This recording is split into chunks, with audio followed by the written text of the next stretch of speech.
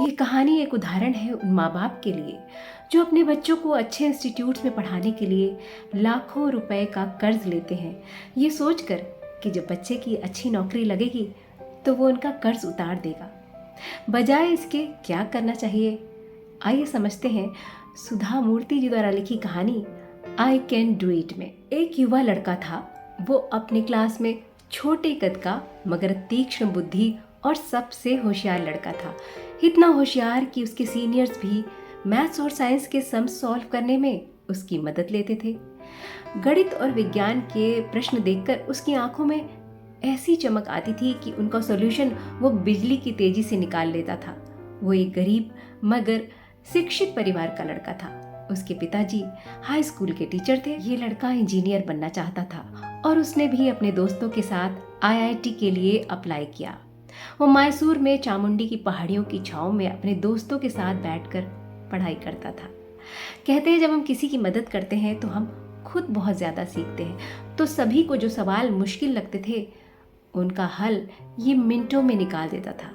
बेंगलोर जाकर उसने भी आईआईटी के एंट्रेंस का टेस्ट दिया। रिजल्ट आया तो उसकी खुशी का ठिकाना न रहा। बहुत अच्छी रैंक से उसका आईआईटी में सिलेक्शन हुआ था। वो दौड़ते हुए गया और अपने पिताजी को खुशखबरी सुनाई। पिताजी ने उसे बधाई तो दी मगर साथ ही भारी आवाज़ में कहा, बेटा तुम्हें पता है कि तुम्हारी 5 बहनों की मुझे शादी करनी है, तुम्हारे 3 और भाइयों को मुझे पढ़ाना है।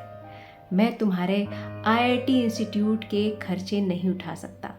अपनी इस नौकरी में मैं तुम्हें मैसूर में ज़रूर पढ़ा सकता हूँ। तुम यहाँ रहकर जितना चाहो पढ़ सकते हो। ये कहकर पिताजी दुखी होकर बैठ गए। लड़के ने कोई जवाब नहीं दिया।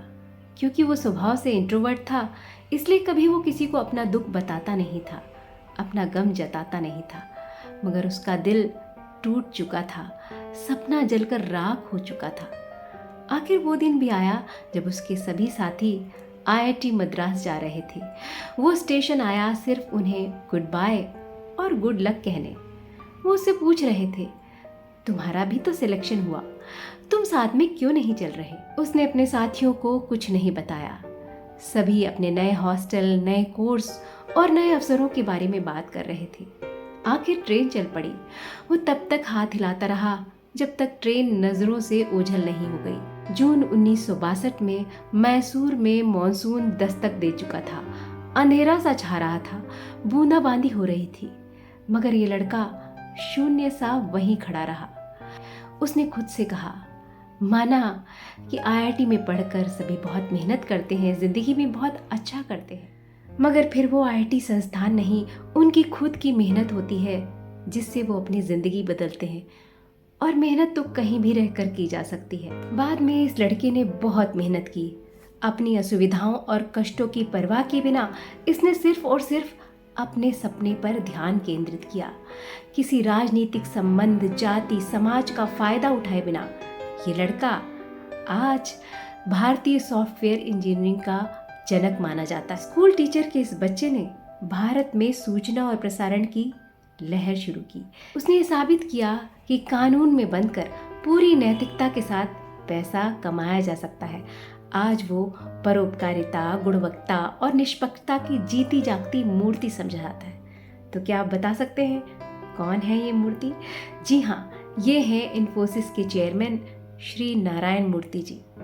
तो अपने बच्चों के लिए खुद को बेचने के बजाय, उनके आगे खुद को गिरवी रखने के बजाय उनके अंदर नैतिकता और मेहनत का बीज बोना चाहिए। ये वो बीज है जो एक दिन बड़ा वृक्ष ज़रूर बनता है।